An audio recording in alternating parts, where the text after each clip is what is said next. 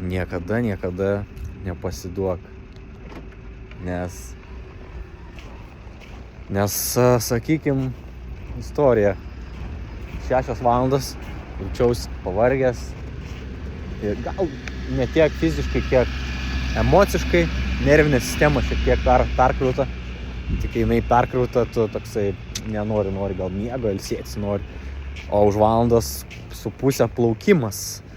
Man plaukimas iškart ląstelė sako, kad bus sunku. Bus sunku, reiks kentėti. Treneris duoda tokius pratimus, kad būtų sunkiau. Ir pradeda mintis lįst, kad gal čia nenueit, aš jau pavargęs. Bet, sakykim,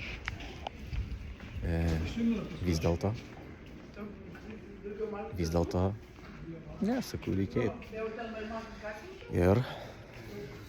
Ir va dabar jaučiuosi puikiai.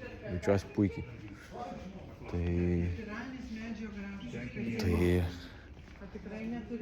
nepasiduoti ir laikytis plano.